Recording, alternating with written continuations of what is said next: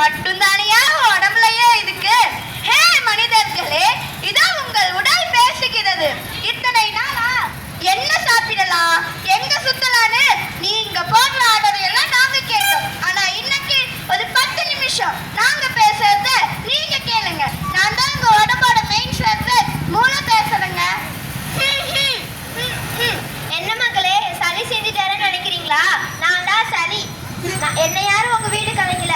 நான் தான் உங்க உடம்புக்குள்ள விஐபி மாதிரி வரேன். நான் ஏன் வரேன்னு தெரியுமா? உங்க உடம்புக்குள்ள இருக்கிற குப்பையெல்லாம் வெளியே தள்ளிட்டு வர துப்புரவு தொழிலாளி தான். ஆனா இந்த குப்புசாமி என்ன பண்றாரு? ஷீ சளி. உங்க உடம்பு இந்த பிரச்சனை இருந்தா மூஞ்சி எப்படி போகுது? பஜ்ஜி போண்டா மசால் புளிலாம் பார்த்தா மூஞ்சி அப்படியே சொல்லிக்கும்ல. என்னை எல்லாரும் அசிங்கமா இருக்குன்னு ஒரு மாத்திரையை போட்டு என் வண்டி சக்கரத்தை பிடிச்சி இருக்கிறீங்க. தம்பி, காத்துல இருக்கிற கிருமிகள்லாம் நுரையீரலுக்குள்ள போகாம காந்து பசை போட்டு ஒட்டி வச்சா நீ இன்ஹேலர் போட்டு உள்ள அமுக்குற. டேய், நான் மட்டும் வெளியே வரலன்னா அந்த கிருமிகள்லாம் உள்ளேயே தங்கி டைம் பாம் ஆயிடும். ஜாக்கிரதை. அப்புறம் உன்னோட நுரையீரல் ஸ்பேர் பார்ட்ஸ் தேடி அலையணும். மக்களே, உங்க உடம்பு இந்த நிலைமையில இருந்து நீங்க மருந்தும் மாத்திரையா போட்டீங்கன்னு வைங்க, நான் டெய்லி உங்க வீட்டுக்கு மாசம் இஎம்ஐக்காரர் மாதிரி வந்துட்டு போவேன். கரெக்டா? நான் தான் காய்ச்சல். சளி தோத்து போகும்போது தான் நான் என்ட்ரி கொடுப்பேன். நான் ஏன் சூடா இருக்கு தெரியுமா? உள்ள புகுந்த கிருமிகளை சுட்டு பொசுக்கி வந்த நெருப்புலாம். ஆனா மனுஷங்க என்ன பண்றாங்க?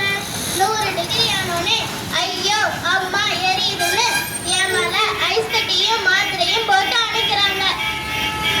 அப்ப நம்ம வீட்டுல இருக்கிறவங்க எல்லாம் டாக்டரா மாறி இந்த கஞ்சி குடி கஷாயத்து குடின்னு சொல்றாங்க. தம்பி, 100 டிகிரி சூடு இருந்தாதான் உடம்புல இருக்க வெள்ளை அணுக்கள் கராத்த மாஸ்டர் மாதிரி வேகமா சண்டை போடும். நீ டெம்பரேச்சரை குறைச்சா ஒரு ஆணுவம் கரட்டை விட்டு தூங்கும். அடுப்பு அணைச்சா சமையல் எப்படி ஆகும்?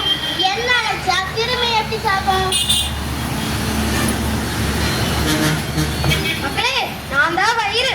காய்ச்சல் வரும்போது எல்லா சக்தி கிருமியோட சண்டை போட அனுப்பிட்டு யாராவது கதவை சாத்துக்கு போன படுத்து கிடப்பேன்.